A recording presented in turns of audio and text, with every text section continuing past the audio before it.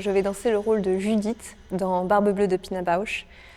Judith, c'est donc la dernière femme de Barbe Bleue qui a l'impertinence et la curiosité de vouloir savoir ce qui se passe derrière ces portes qui lui sont fermées. Alors c'est une histoire qui, à mon sens, est extrêmement dure, extrêmement violente. C'est très sombre. C'est sombre aussi parce que ça n'a pas perdu de son actualité, c'est-à-dire que ça parle d'emprise, de violences faites aux femmes, et ça a été créé dans les années 70 et malgré tout, ça fait largement écho aujourd'hui. Pina Bausch a basé beaucoup de choses sur la répétition, à la fois du mouvement et de la musique, puisque Barbe Bleue est en maîtrise de la musique. Il passe son temps à rembobiner, à remettre play, et il gère d'ailleurs le nombre de fois qu'il fait ça, c'est-à-dire que même pour nous c'est surprenant, on ne peut pas vraiment s'habituer à un rythme. Physiquement, c'est une répétition, comme je disais, donc des mouvements, c'est-à-dire qu'il y a quelques phrases dansées, que notamment Judith, donc mon rôle, répète vraiment beaucoup de fois jusqu'à épuisement. C'est une pièce qui rassemble plein de danseurs qui sont tous un petit peu les doubles de Judith et Barbe Bleue qui vont exprimer différentes facettes de ces personnages. Ils sont aussi les souvenirs du château. Ils sont ça se passe en huis clos, donc ils sont vraiment la mémoire des murs. On parle beaucoup des murs qui pleurent, du sang qui est partout. Enfin, c'est un peu les fantômes du château avec différents aspects de Barbe Bleue et de Judith ou des femmes précédentes de Barbe Bleue. C'est un espace qui à la fois paraît assez vide parce qu'il n'y a pas de mobilier, il n'y a pas vraiment de décor en dehors de ces murs et des fenêtres.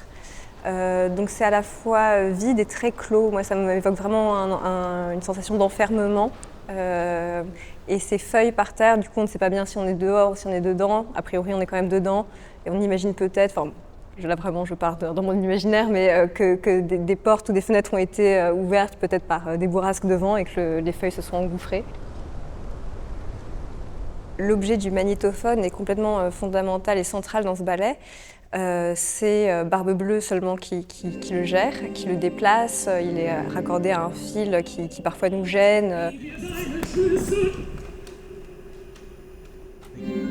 Pour moi, il y a un petit mécanisme qui participe à la torture générale, qui est que on ne sait pas exactement quand est-ce qu'il va mettre pause, quand est-ce qu'il va mettre play, jusqu'où est-ce qu'il va rembobiner et remettre la musique. Et évidemment, c'est la musique qui dicte après ce que l'on doit faire. Donc on est encore une fois complètement à la merci de Barbe Bleue. Et ensuite, il faut savoir que du coup, toute la musique sort de ce magnétophone, ce qui est assez inhabituel sur une scène comme Garnier, où normalement il y a soit un orchestre, soit un système son qui fait que c'est très bien réparti, etc. Et que là, du coup, on a vraiment un son très intense, très fort, qui sort parfois du coup très proche de nous, ce qui peut être assez menaçant aussi. Donc pour moi, ça participe vraiment à l'angoisse générale de la pièce. Et d'ailleurs, la musique qu'il arrête, la musique sur laquelle se passe toute la pièce, c'est la musique de Barbe Bleue de Béla Bartók.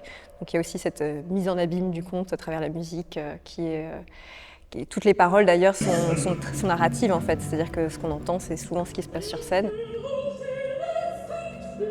Je suis vraiment très contente de danser ce rôle aux côtés de Takeru Kost, que je connais donc depuis l'école de danse. On se connaît depuis qu'on a 15 ans.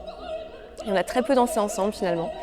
Et donc c'est à la fois quelqu'un que je connais depuis très longtemps et très bien, et à la fois pas si bien que ça, puisqu'on n'a pas partagé tant de moments que ça en scène. Et je pense que ce sont des rôles qui vont quand même loin dans une forme de violence et d'intimité, que j'aurais pas pu danser ça avec tout le monde. Mais avec Takeru, je me sens très à l'aise, et je pense qu'on a eu jusqu'à présent un très bon rapport à la fois de travail et en même temps la possibilité de se laisser aller dans ces sentiments terribles et qui doivent nous habiter à certains moments. Donc voilà, c'est vraiment une relation que je vis avec confiance et sérénité malgré le tourbillon d'horreur qui nous tombe dessus.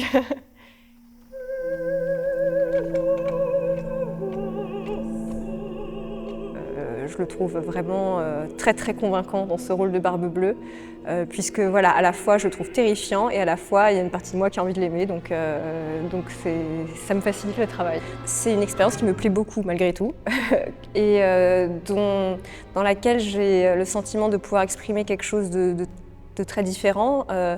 Je ne sais pas si c'est complètement nouveau puisqu'il y a quand même des similitudes avec le sacre, avec ce sacrifice à la fin où on donne tout de soi et jusqu'à la mort.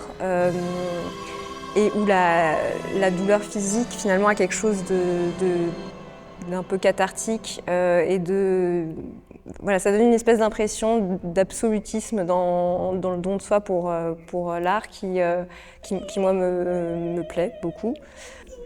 On exorcise un peu la laideur du monde et on peut...